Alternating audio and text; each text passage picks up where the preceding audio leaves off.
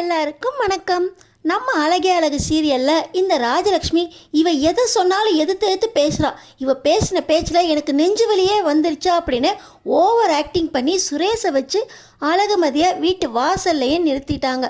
இந்த பிரச்சனை நடந்துக்கிட்டு இருந்தப்போ இந்த ராஜலக்ஷ்மி என்னென்ன பேசினாங்க அப்படின்னு கூட இருந்து பார்த்தது அழகுமலர் மட்டும்தான். ஆனால் அழகுமலர் யார்கிட்டையும் வாயை திறந்தே பேச மாட்டேங்கிறாங்க. யார் மேலே தப்பு அப்படின்னு கூடவா இந்த அழகுமலருக்கு புரியாது. நம்ம வீட்டு மருமக வெளியே உட்காந்துருக்காங்க அப்படின்னு அக்கம் பக்கத்தில் இருக்கிறவங்களாம் பேச ஆரம்பிச்சிட்டாங்க. நானும் போய் மதி பக்கத்தில் உட்காடுறேன் அத்தா அப்படின்னு இப்போ அழகுமலர் நம்ம அழகுமதி பக்கத்தில் வந்து உட்காடுறாங்க. நம்ம அழகுமதிக்கு மலர் மேலே கோவம் இருக்கா அப்படின்னு பார்த்தீங்கன்னா கண்டிப்பாக கோவம் வரணுங்க. ஏன்னா ராஜலக்ஷ்மி பேசின ஒவ்வொரு பேச்சையும் பக்கத்துல இருந்து பார்த்தது மலர். ஆனால் மலர் இவ்வளோ பிரச்சனையிலையும் மதி மேலே எந்த தப்பும் இல்லை அப்படின்னு ஒரு வார்த்தை கூட எடுத்து சொல்லலை. மதியோட அப்பா அம்மா வந்து மதிக்கு அட்வைஸ் பண்ணி அவள் மன்னிப்பு கேட்பா, இது மாதிரி பிரச்சனை நடக்காது அப்படின்னு மதி மேலே தப்பை பூட்டிட்டு போயிட்டாங்க. இன்னொரு பக்கம் என் மாமனாருக்கும் மாமியாருக்கும் எனக்கு அவ்வளோ மரியாதை இருக்குது, அவங்க வார்த்தையை நான் தட்டினதே இல்லை இத்தனை வருஷமா அப்படின்னு இந்த தங்கராஜ் ராகவனுக்கும் ராஜலக்ஷ்மி ஜால்ரா தட்டிட்டு பொண்ணுங்கள்லாம் தண்ணி மாதிரி அது வைக்கிற பாத்திரத்துக்கு ஏற்றாப்புல தண்ணி எப்படி மாறுதோ அதே போல் பிறந்த வீட்டிலேருந்து புகுந்த வீட்டுக்கு மாறினதுக்கப்புறம் நம்ம மதியம் புகுந்த வீட்டுக்கு ஏற்றாப்புல மாறிக்கணும் அப்படின்னு அட்வைஸும் பண்ணிட்டு போயிருக்காரு. இப்படி வர்றவங்க எல்லாருமே நம்ம மதி மேலே தான் தப்பு அப்படிங்கிற மாதிரி எல்லா குற்றச்சாட்டையும் மதி மேலே வச்சாலும் இப்பயும் மலர் வாயை திறக்கவே இல்லை. நம்ம மதி அவங்க பிறந்த வீட்டுக்கு போகவே மாட்டேன் அப்படின்னு அவங்க அம்மா கிட்ட சொல்லியிருக்காங்க. நம்ம அழகுமதியை சுரேஷை தான் கல்யாணம் பண்ணிக்கணும் அப்படின்னு கட்டாயப்படுத்தி பிறந்த வீட்டில் கல்யாணம் பண்ணி வச்சதோடு இல்லாமல் ஹார்ட் அட்டாக்கு வந்துருச்சு அப்படின்னு அப்பாவை பார்க்க வந்த நம்ம அழகுமதி கிட்ட இனிமே உனக்கு அந்த வீடு தான் உன் வீடு, உனக்கு இன்னொரு தங்கச்சியும் இருக்கா, நீ பாட்டு பிரச்சனை பண்ணிக்கிட்டு மறுபடியும் இந்த வீட்டில் வந்து உட்காரணும்னு கனவுல கூட நினைக்காத அப்படின்னு இந்த காஞ்சனா நம்ம அழகுமதிக்கு அட்வைஸ் பண்ண. நான் பிறந்த வீடு என் வீடு தான் அப்படின்னு இது வரைக்கும் நினச்சிக்கிட்டு இருந்த வீடு என் வீடு இல்லை அப்படின்னு நீ புரிய வச்சிட்ட. நான் போயிருக்க வீடு என் வீடான்னு தெரியாது, ஆனால் கண்டிப்பாக உன் வீட்டுக்கு மட்டும் எந்த பிரச்சனைனாலும் வரமாட்டேன் அப்படின்னு அப்பயே சொன்னாங்க. இப்போ கழுத்தை பிடிச்சி வெளியே தள்ளினாங்க சுரேஷ். அப்படி இருந்தும் இப்போ நம்ம அழகுமதிக்கு எந்த வீட்டுக்கும் போகிறதுக்கு இடம் இல்லாமல் போயிருச்சு. இப்போ நம்ம அழகுமலர் பக்கத்தில் வந்து உட்காந்தா மதிக்கு கோவம் வராதா? ஏற்கனவே நமக்காக சப்போர்ட் பண்ணுறதுக்கு மலர் அங்கே இல்லை. இன்னொரு பக்கம் பெற்றவங்களும் தன்னை புரிஞ்சுக்கல. கட்டாய கல்யாணம், மாமனார் மாமியார் கொடுமை, புருஷங்காரன் அம்மா பிள்ளையா இருந்துக்கிட்டு என்ன ஏது நடந்துச்சுன்னு கூட கேட்காம கழுத்தை பிடிச்சி வெளியே தள்ளிட்டு ஒழுங்காக எங்கேயாவது எந்திரிச்சு போயிரு, எஸ்பி ஆஃபீஸ்க்கு போய் கம்ப்ளைண்ட் பண்ணு அப்படின்னு சொல்லிட்டு ஸ்டேஷனுக்கு கிளம்பி போயிட்டார். நம்ம மதியை பற்றி அக்கம் பக்கத்தில் இருக்கிறவங்க இந்த பொண்ணு இந்த லட்சுமிக்கு அடங்கி போயிருக்காது, மலர் மாதிரியே இந்த பொண்ணு இருக்கும் அப்படின்னு அந்த லட்சுமி பார்த்துருக்கோம், ஆனால் இந்த பொண்ணு அப்படி நடந்துக்கலன்னொடனே வெளியே தள்ளிட்டாங்க போல அப்படின்னு அங்கே போய் பேசினதோடு இல்லாமல் கூடி பேசிக்கிட்டும் இருக்காங்க. நம்ம மதிக்கு உள்ளே போகவும் முடியாது, பிறந்த வீட்டுக்கும் போக முடியாது, அப்படியே உட்காந்துருக்காங்க.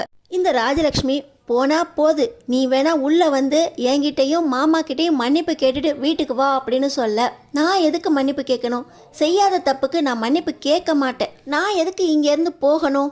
நீங்கள் தானே என்னை கல்யாணம் பண்ணி இங்கே கூட்டிகிட்டு வந்தீங்க அப்படின்னு சொல்கிறாங்க. இதையும் ராஜலக்ஷ்மி 2-3 திரிச்சு ராகவன்கிட்ட போய் நீங்கள் தானே என்னை கல்யாணம் பண்ணி கூப்பிட்டு வந்தீங்க, அனுபவிங்கன்னு சொல்கிறா அப்படின்னு மறுபடியும் நெஞ்சொலி நாடகத்தை போட இந்த ராகவன் நான் மாப்பிள்ளைக்கு போய் கால் பண்ணுறேன் அப்படின்னு இந்த சைக்கோ தங்கராஜுக்கு கால் பண்ணுறாரு. என்னமோ அந்த தங்கராஜ் ரொம்ப ஒழுங்கு மாதிரி அவர் பொண்டாட்டியை பிறந்த வீட்டுக்கு போயிட்டு வந்ததுக்கே ஒரு நைட்டு ஃபுல்லாக வெளியே நிற்க வச்சிட்டாரு. இதில் டிவியை பார்த்துக்கிட்டே நம்ம ரேவதியை பற்றி ஸ்டேட்டஸ் வேறு, ஒய்ஃபை எல்லாம் நம்ம கிழிச்ச கோட்டை தாண்டாமல் நிறுத்தி வைக்கணும் அப்படின்னு ஸ்டேட்டஸையும் போட்டு ரேவதியை நைட்டு ஃபுல்லாக உனக்கு இவ்வளோ வசதி இருக்கிறதுனால தானே வீட்டில் இந்த ஆட்டம் ஆடுற, சொல்லாமல் கொள்ளாமல் பொய் சொல்லிட்டு உன் பிறந்த வீட்டுக்கு போகிற, நீ எல்லாம் வெளியே நீதான் திறந்து வா அப்படின்னு நம்ம ரேவதியை கழுத்தை பிடிச்சி வெளியே தள்ளி கதவையும் முன்னவர் தங்கராஜ். இவர் ரொம்ப ஒழுங்கு மாதிரி இவர்கிட்ட இந்த ராகவன் கம்ப்ளைண்ட் பண்ணி இந்த மாதிரி நம்ம அழகுமதி வெளியே வீட்டு வாசல்லையே உட்காந்துருக்கா, நீங்கள் சீக்கிரம் வாங்க மாப்பிள்ள, அக்கம் பக்கத்தில் இருக்கிறவங்கெல்லாம் கூடிட்டாங்க அப்படின்னு இந்த ராகவன் நம்ம அழகுமதியை பற்றி தங்கராஜ்கிட்ட கம்ப்ளைண்ட் பண்ணுறாரு. என்ன வேலை பண்ணி வச்சுருக்கீங்க மாமா, நீங்கள் எதுக்கு மாமா இந்த நேரத்தில் ஒரு பொண்ணை வெளியே நிறுத்தி வச்சுருக்கீங்க அப்படின்னு இவர் பெரிய ஒழுங்கு மாதிரி ராகவன் பண்ண தப்ப இவர் பண்ணக்கூடாது அப்படின்னு சொல்லி கொடுக்குறாரு. இதோ இப்பயே கிளம்பி வந்துட்டேன் மாமா அப்படின்னு இந்த தங்கராஜ் வேக வேகமாக ராகவன் வீட்டுக்கு வந்துட்டு இருக்காரு. இதுக்கிடையில் இந்த ராஜலக்ஷ்மி சும்மா இருக்க மாட்டாமல் இவ எதுக்கு வீட்டு வாசல்லே உட்காந்து வீட்டு மானத்தையே வாங்குறா, இதில் மலர் வேற பக்கத்தில் போய் உட்காந்துருக்கா அப்படின்னு செம்ம கோவத்தோட, ஏன் மலர் நீ எந்திரிச்சு உள்ளவா, அவளை எந்திரிச்சு அவங்க பிறந்த வீட்டுக்கு போக சொல்லு, இல்லை எங்கேயாவது எந்திரிச்சு போக சொல்லு, இது மான மரியாதை உள்ள குடும்பம், இவளால் வீட்டு மானமே போகுது. எந்த நேரத்தில் சுரேஷுக்கு இவளை கல்யாண பொண்ணா பிடிச்சி வீட்டுக்கு மருமகளாக கூட்டிகிட்டு வந்தாரோ தெரியல, இவளால் பட்டதெல்லாம் போதும், எந்திரிச்சு போடி அப்படின்னு சொல்லி இந்த ராஜலட்சுமி கையில் இருக்க தண்ணி சொம்பை எடுத்து வேகமாக வாசலில் ஊற்றி விட அது பார்த்திங்கன்னா நம்ம அழகுமதி மேலே பட்டுருது. நம்ம அழகுமதி மறுபடியும் கோவத்தோடு திரும்பி பார்க்க இந்த தண்ணி ஊற்றின விஷயத்த எல்லாருமே பக்கத்தில் இருந்தவங்க எல்லாருமே வீடியோ பிடிச்சி சோஷியல் மீடியாவில் போட்டுடுறாங்க. வீட்டு மருமகளை எந்த அளவுக்கு மோசமாக நடத்துகிறாங்க அப்படின்னு இந்த விஷயம் சோசியல் மீடியா மூலமாக அப்படியே டிவி ப்ரெஸ் அப்படின்னு எல்லா பக்கமும் பரவ ஆரம்பிச்சிருது. இப்போ தான் தங்கராஜ் வந்துக்கிட்டு இருக்கும்போதே சுரேஷையும் வழியில் பார்க்க சுரேஷோட தங்கராஜும் ஒன்றா சேர்ந்துக்கிட்டு, மாமா கல்யாணத்தப்பயே அவள் வேண்டான்னு சொன்னேலே மாமா, அவள் நம்மளுக்கெல்லாம் ஒத்தே வரமாட்டா மாமா, ஏதோ கல்யாணம் நடக்கணுங்கிறதுக்காக அவளை பிடிச்சி என் தலையில் கட்டினீங்க, இவ பாருங்க அவள் வீட்டுக்கு அம்மாவுக்கு நெஞ்சு வலியே வந்துருச்சு, இந்த லட்சணத்தில் அவள் வீட்டு வாசல்லையே இன்னும் உக்காந்துருக்கலாமாம்மா, அம்மா ஃபோன் மேலே ஃபோனை போட்டு வீட்டுக்கு வான்னு கூப்பிட்றாங்க, உங்களை யாரும் அம்மா வர சொன்னது அப்படின்னு சொல்ல, உங்கள் அப்பா தாண்டா ஃபோனை போட்டு கூப்பிட்டாங்க, அவள் என்ன பண்ணியிருந்தாலும் வீட்டுக்குள்ளேயே வச்சு பிரச்சனையை உங்களுக்கு தீர்க்க தெரியாதாடா, நீங்கள் பாட்டு அவளை வெளியே தள்ள, அவள் பாரு வாசல்லே உக்காந்துக்கிட்டு கம்மு மாதிரி அந்த இடத்த விட்டு போகாமல் இருக்கா, மானம் போகுதுரா அப்படின்னு சொல்லி தங்கராஜ் உங்கள் அப்பா உள்ளே கூப்பிட்டாரா இல்லையா அப்படின்னு சத்தம் போட்டுக்கிட்டே வீட்டுக்கும் வந்துடுறாங்க. பார்த்தா வீட்டு வாசலில் மக்கள் ஃபுல்லாக ஒன்று கூடி இருக்காங்க.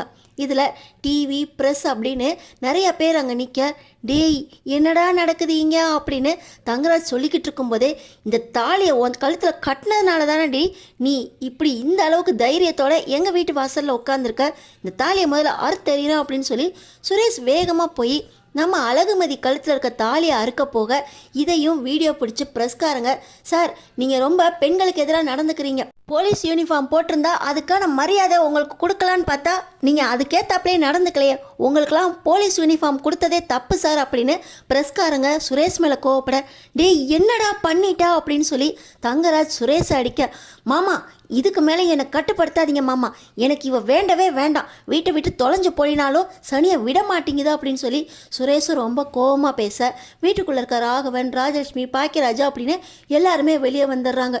டே சுரேஷு என்னடா இங்கே பாருடா, டிவியில் நம்ம வீட்டை மானத்தை வாங்குறாங்கடா, இவ டிவியில் வரா பாருடா அப்படின்னு சொல்லி டிவியை போய் பார்க்க சொல்கிறாங்க. பார்த்திங்கன்னா நம்ம அழகுமதி வீட்டு வாசலில் உட்காந்துருக்கும் போது இந்த ராஜலட்சுமி தண்ணியை ஊற்றி விடுறதும் இந்த நேரத்தில் சுரேஷ் தாலியாக இருக்க போகிறதும் அப்படியே வீடியோவாக டிவியில் வந்துக்கிட்டு இருக்கு. இதை லைவ் டெலிகாஸ்ட் வேறு பண்ணுறாங்கடா, போச்சுடா போச்சு, மறுபடியும் உன் மானம் போச்சு, எல்லாத்துக்கும் இவ தான் காரணம் அப்படின்னு சொல்லி மறுபடியும் சுரேஷ் வந்து நம்ம அழகுமதியை அடிக்க நம்ம அழகுமதிக்கு கோபம் வந்துடுது. நான் உங்கள் மேலே கை ஓங்காமல் இருக்கேன்னு பார்க்குறீங்களா, ஒரு பொண்ணு மேலே கை வைக்கிறது எவ்வளோ பெரிய தப்புன்னு கூட உங்களுக்கு தெரியலையா, நானும் ஒரு பொண்ணு தான், கராத்தே பிளாக் பெல்ட் வாங்கியிருக்கேன், புருஷங்கிற மரியாதையை உங்களுக்கு கொடுத்து நானும் கை ஓங்காமல் இருக்கேன், உங்கள் அம்மாவுக்கு நானும் மரியாதை கொடுத்துருக்கேன், எந்த அளவுக்கு உங்கள் அம்மாவுக்கு மரியாதை கொடுத்துருக்கேன்னா, உங்கள் அம்மா என்னை அடிக்க வந்தோம் அவ்வளவு பொய் பேசியும் நான் அடிக்காமல் இருக்கேன்னா அதுக்கு ஒரே காரணம் என்னோடய மாமா அத்தை புருஷனோட அம்மா அப்பா, இந்த காரணத்துக்கு தான். எனக்கும் மரியாதை கொடுக்க தெரியும், உங்கள் அம்மா ஓவராக பொய் சொல்கிறாங்க, என்ன நடந்துச்சுன்னு கூட உங்களுக்கு கேட்க முடியல, கூட இருந்தவங்களும் என்ன நடந்துச்சுன்னு வாயை திறந்து சொல்ல மாட்டாங்க அப்படின்னு மலரையும் நம்ம மதி குத்தி பார்க்க, இப்போ நம்ம மலருக்கு மனசெல்லாம் வலிக்குது, மதி என்னை மன்னிச்சிரு மதி அப்படின்னு கண்ணில் கண்ணீரோடு நிற்க, இப்போ பாக்கியராஜ் மலர் பக்கத்தில் வந்து, மலரு நீ கலங்காத மலரு, நான் உனக்காக எப்போவுமே இருப்பேன் மலரு, என்ன இருந்து என்னங்க பண்ண, நியாயத்து பக்கம் என்னால் இருக்க முடியலையா அப்படின்னு மலர் பாக்கியராஜ்கிட்ட அழுக, மதி அக்கா நான் உங்களை தப்பு சொல்லணும்னு சொல்லலை, எவ்வளவு நாள் தான் இந்த வீட்டில் அவங்களுக்கு ஒரு அடிமை மாதிரி நடந்துக்கிட்டு இருப்பீங்க அப்படின்னு நம்ம மதி கேட்க, இனி நான் சுயமரியாதையோட எல்லாருக்கிட்டையும் நடக்கணும்னு நினைக்கிறேன் மதி, இந்த பிரச்சனை கண்டிப்பாக என்ன நடந்துச்சு அப்படின்னு எல்லார்கிட்டையும் நான் சொல்கிறேன் மதி அப்படின்னு நம்ம மலர் பேச ஆரம்பிக்கிறாங்க. எங்கள் வீட்டில் நடந்தது சாதாரண குடும்ப பிரச்சனை. இந்த பிரச்சனையில் மதி எந்த ஒரு வார்த்தையுமே தப்பாக பேசலை. ஆனால் மதி ஏன் முன்னாடி அவங்கள தரக்குறைவாக பேசிட்டதா தனக்கு அசிங்கமாக நினச்சி எங்கள் அத்தை தான் தனக்கு நெஞ்சுவலி வந்துருச்சு அப்படின்னு அடுத்த ட்ராமாவை ஸ்டார்ட் பண்ணி சுரேஷையும் வீட்டுக்கு வர வச்சு சுரேஷ்கிட்ட இல்லாது பொல்லாதெல்லாம் பொய்யா சொன்னாங்க. சுரேஷும் அம்மா சொல்கிறதெல்லாம் உண்மை அப்படின்னு நம்பி நடந்தது என்ன ஏதுன்னு கூட கேட்காம வீட்டை விட்டு வெளியே துரத்தி விட்டார். ஆனால் நம்ம மதி பிறந்த வீட்டுக்கும் போக முடியாத சூழ்நிலை, புகுந்த வீட்டுக்குள்ளேயும் இருக்க முடியாத சூழ்நிலை. அதனால தான் வாசல்லே உக்காந்துட்டாங்க. எங்கள் அத்தை மேலே தான் முழு தப்பும். எங்கள் அத்தையோடு சேர்ந்துக்கிட்டு சுரேஷும் இப்படி பண்ணிட்டாரு அப்படின்னு மலர் நம்ம மதிக்காக பேசுகிறாங்க. இப்போ ப்ரெஸ்காரங்க நாங்களாம் மீடியா, இவங்க மகளிர் நல சங்கத்துலேருந்து வந்திருக்காங்க, உங்களுக்காக நாங்கள் எல்லாருமே எப்போவுமே கூட இருப்போம், நீங்கள் உள்ளே போங்க மேடம், என்ன நடக்குதுன்னு நாங்கள் பார்க்குறோம், கம்ப்ளைண்ட்டையும் கமிஷனர் ஆஃபீஸில் போய் நாங்கள் ஃபைல் பண்ணிட்டோம் அப்படின்னு மகளிர் நல சங்கத்துலேருந்து சொல்கிறாங்க. ஆனால் நம்ம மதி இந்த வீட்டில் என்ன நடந்துச்சு ஏது நடந்துச்சுன்னு யாருமே விசாரிக்கவே இல்லை. என்னை வெளியே போக சொல்லிட்டாங்க. இந்த பிரச்சனை இவ்வளோ தூரத்துக்கு வளரணும்னு நான் நினைக்கல. ஆனால் தான் மேலே தப்பு அப்படின்னு எங்கள் அத்தை ஒத்துக்கணும். என்ன நடந்துச்சு அப்படின்னு சுரேஷ்கிட்ட சொல்லி அவங்க நெஞ்சுவலி வந்ததா நாடகம் நடித்ததையும் சுரேஷ்கிட்ட ஒத்துக்கணும். அப்போ தான் நான் இந்த வீட்டுக்குள்ளே போவேன் அப்படின்னு நம்ம மதி சொல்கிறாங்க. இதுக்குள்ளே தங்கராஜ் ராஜலக்ஷ்மி கிட்ட, அத்தை அப்படி என்னதான் நடந்துச்சு அத்தை, ஏன் அத்தை ஊதி ஊதி பிரச்சனையை பெருசு பண்ணி இப்படி டிவி மீடியான்னு வர அளவுக்கு நடந்துக்கிட்டீங்க, இவ ஏற்கனவே சும்மா எஸ்பி ஆஃபீஸில் போய் கம்ப்ளைண்ட் பண்ணி தான் சுரேஷோட வேலையே போச்சு, இப்போ உங்களை பற்றி டிவி மீடியான்னு பேட்டி கொடுத்துக்கிட்டு இருக்கா. இதில் சுரேஷும் மதி கழுத்தில் இருக்க தாலியை அறுக்க அவளை அடிக்க போக எல்லாமே ரெக்கார்ட் ஆயிடுச்சு. ப்ரெஸ்ஸு மீடியா எல்லாமே இந்த வீடியோவையும் போட்டாங்க. நீங்கள் இதுக்கு மேலேயாவது மதிக்கிட்ட மன்னிப்பு கேளுங்க அத்தை, இல்லை போலீஸ் உள்ளே வந்து நம்ம குடும்பத்தையே அரெஸ்ட் பண்ணிடும். இந்த வீட்டில் எனக்கும் இந்த வீட்டுக்கும் எந்த சம்மந்தமும் இல்லை அப்படின்னு நான் வீட்டை விட்டு போயிடுவேன் அத்தை. அப்புறம் என்னையும் போலீஸ் அரெஸ்ட் பண்ணிட்டா உங்களையெல்லாம் யார் வெளியே ஜாமீனில் கூப்பிட்டு வர்றது அப்படின்னு தங்கராஜ் நழுவ, மாப்பிள்ள என்ன மாப்பிள்ள இப்படி சொல்லிட்டீங்க, இவ ஒரு டீ கிளாஸை எடுத்து போட மாட்டேன்ட்டா, இதுக்கு போலீஸ்காரங்க எங்கள் குடும்பத்தையே அரெஸ்ட் பண்ணிடுவாங்களா? இந்த மதி மலர் முன்னாடியே இருந்துக்கிட்டு கெத்தா நின்று என்னை வேடிக்கை பார்த்துக்கிட்டு இருந்தா. எனக்கு ஒரே அசிங்கமாக இருந்துச்சு. அதனால தான் நெஞ்சு வலிக்குதுன்னு சொல்லி மாமா கிட்ட சொல்லி சுரேஷுக்கு ஃபோன் போட சொல்லி வர வச்சேன். சுரேஷ் இவளை வீட்டை விட்டு விரட்டணும்னு தான் நினச்சேன். ஆனால் அவன் விரட்டாமல் நீங்கள் வந்து அவங்க அப்பா அம்மாவை வர வச்சு பேசுனீங்க. அப்போயாவது இவன் மன்னிப்பு கேட்டாளா? அதனால தான் மாப்பிள்ள அவளை வெளியே தள்ள வேண்டிய சூழ்நிலை வந்துருச்சு. குடிச்சிக்கிட்டு இருக்க இந்த தண்ணி சொம்பை தான் தூக்கி நம்ம மதி மேலே ஊற்றுனேன். அதையும் இந்த ப்ரெஸ்காரங்க வீடியோ பிடிச்சி டிவியில் போட்டாங்க மாப்பிள்ள. எனக்கு ரொம்ப அசிங்கமாக இருக்குது. இவள்கிட்ட போய் நான் நடந்ததை சொல்லி மன்னிப்பு கேட்கணுமாமே, எல்லாரும் முன்னாடி சொல்கிறதுக்கு எனக்கு ஒரே சங்கடமாக இருக்கு மாப்பிள்ள அப்படின்னு இந்த ராஜலக்ஷ்மி சொல்ல, இவ்வளவு நடந்திருக்கு ஆனால் நெஞ்சு வலிக்குதுன்னு சொல்லி அவள் பேசாதெல்லாம் பேசி சுரேஷ்கிட்ட நாடகம் போட்டிருக்கீங்க. இப்போ பாருங்கள் பிரச்சனை எவ்வளோ பெருசாயிடுச்சுன்னு. மதிக்காக மகளிர் நல சங்கமே வந்து நிற்குது. கமிஷனர் ஆஃபீஸில் கம்ப்ளைண்ட் பண்ணியிருக்காங்களாம். இன்னும் கொஞ்சம் நேரத்தில் போலீஸ் ஜீப் வந்துடும், குடும்பத்தையே அரெஸ்ட் பண்ண போகுது. இப்போயாவது மன்னிப்பு கேளுங்கன்னா நீங்கள் இன்னும் உங்களோட மான மரியாதை தான் முக்கியம் நிற்கிறீங்க. உண்மையை போய் சுரேஷ்கிட்ட ஃபஸ்ட்டு சொல்லுங்க அத்தை அப்படின்னு தங்கராஜ் சொல்கிறார். மாப்பிள்ள நான் சொல்கிறது இருக்கட்டும் மாப்பிள்ள, போலீஸ் ஜீப் சவுண்டு கேட்குதா அப்படின்னு சொல்லி ராஜலக்ஷ்மி நடுங்கி போயிடுறாங்க. ராகவனும், ராஜலக்ஷ்மி அப்போ உனக்கு நெஞ்சு வலிலாம் வரலையா, சும்மா நாச்சுக்குன்னு தான் சொன்னியா? என்னங்க மலர் முன்னாடி மதி அந்த பேச்சு பேசினாங்க, எனக்கு ஒரே அசிங்கமாக இருந்துச்சு. நாளைக்கு மலர் என்னை மதிக்க வேண்டாமா, அதுக்காக தான் நெஞ்சு வலிக்குதுன்னு சொல்லி சுரேஷை வர வச்சு என்னை மதிக்காதவ முதல்ல வீட்டை விட்டு வெளியே போகணும்னு பார்த்தேன். அது இந்த அளவுக்கு வளரும்னு நான் நினைக்கவே இல்லைங்க அப்படின்னு ராஜலக்ஷ்மி சொல்ல, நல்ல காரியம் பண்ண அப்படின்னு சொல்லி இந்த ராகவன் ராஜலக்ஷ்மியை ஓங்கி அறையிறாரு. இப்போ இது ஒன்று தான் குறையா இருக்குது, என்னால் முடியலங்க, உண்மையிலேயே நெஞ்சு வலிக்குதுங்க அப்படின்னு இந்த ராஜலக்ஷ்மி சொல்ல, ஓஹோ போலீஸ்காரங்க வந்தோடனே நீ ஆம்புலன்ஸில் போகலான்னு பிளான் போட்டுட்டியா, அப்போ இந்த வீட்டோட நிலைமை அப்படின்னு ராகவன் சொல்ல, இந்த மலரும் பாக்கியராஜும் மதி பின்னாடி போய் இருந்துக்கிட்டு உனக்கு நாங்கள் சப்போர்ட் பண்ணுவோன்னு நின்றுக்கிட்டாங்க. இப்போ மாட்டிக்கிட்டது சுரேஷு, நீங்கள், நான். இப்போ நம்ம என்ன பண்ணலாம் அப்படின்னு இந்த ராஜலக்ஷ்மி யோசிக்க, அத்தை பேசாமல் நெஞ்சு வலிக்குதுன்னு சொன்னீங்களே அப்படியே மயங்கி விழுந்துருங்க, நான் உங்களை ஆம்புலன்ஸில் ஆஸ்பத்திரியில் சேர்த்துறேன் அப்படின்னு தங்கராஜ் ஐடியா கொடுக்குறாரு. வெளியே பார்த்தீங்கன்னா இவங்க வீட்டுக்குள்ளே ஏதோ பிளான் போட்டுக்கிட்டு இருக்காங்க அப்படின்னு மகளிர் நல சங்கத்துக்கு தெரிஞ்சுது. போலீஸ்காரங்க வந்துடுறாங்க. மேடம் இது பெண்களுக்கு எதிராக நடக்கக்கூடிய வன்முறை. பார்த்தீங்கன்னா உங்கள் மாமியாரே உங்களை கழுத்தை பிடிச்சி வெளியே தள்ளியிருக்காங்க, உங்கள் புருஷனும் இதுக்கு ஆதரவாக இருந்திருக்காங்க. ஒரே ஒரு கம்ப்ளைண்ட் உங்கள் கையால் எழுதி கொடுத்துருங்க மேடம், இந்த குடும்பத்தையே தூக்கி ஜெயிலில் வைக்கிறோம் அப்படின்னு சொல்லி கமிஷனர் சொல்கிறார். சார், இது எங்கள் குடும்ப பிரச்சனை ரொம்ப பெருசாகிடுச்சுன்னு நினைக்கிறேன். நான் இந்த கம்ப்ளைண்ட்லாம் எழுதி கொடுக்கணும்னு விரும்பலை. எங்கள் அத்தை கிட்ட கொஞ்சம் மிரட்டுங்க. இது மாதிரி நடக்காது அப்படின்னு எங்கள் அத்தை வாயால் சொல்லணும். அப்படி நடந்துச்சுன்னா போதும், நான் எந்த பிரச்சனையும் இல்லாமல் வீட்டில் நிம்மதியாக இருப்பேன் அப்படின்னு நம்ம மதி சொல்கிறாங்க. இப்போ போலீஸ் கமிஷனர் நேராக வீட்டுக்குள்ளே போக, ஐயோ போலீஸ்காரங்க வந்துட்டாங்களே அப்படின்னு இந்த ராஜலக்ஷ்மி மறுபடியும் நெஞ்சை பிடிச்சிக்கிட்டு இருக்க. மேடம், நீங்கள் நடித்ததெல்லாம் போதும், எல்லாமே ப்ரெஸ்ஸு மீடியாவில் பார்த்துட்டு தான் வந்திருக்கோம். நீங்கள் உங்கள் மருமகிட்ட நேராக போய் என்ன நடந்துச்சு, என் மேலே தான் தப்பு அப்படின்னு எல்லார் முன்னாடியும் ஒத்துக்கோங்க. இனி இது மாதிரி நடக்காது அப்படின்னு கேரண்டி கொடுங்க. அப்போ தான் உங்கள் மருமக வீட்டுக்குள்ளே வருவாங்க, இந்த பிரச்சனை சுமூகமாக முடியும். இல்லை உங்கள் மருமக மட்டும் உங்கள் மேலே ஒரு கம்ப்ளைண்ட் பண்ணால் குடும்பத்தையே தூக்கி ஜெயிலில் வச்சுருவோம். எங்களால் இதுக்கு மேலே எதுவும் செய்ய முடியாது. மகளிர் சங்கம் வேறு இருக்காங்க.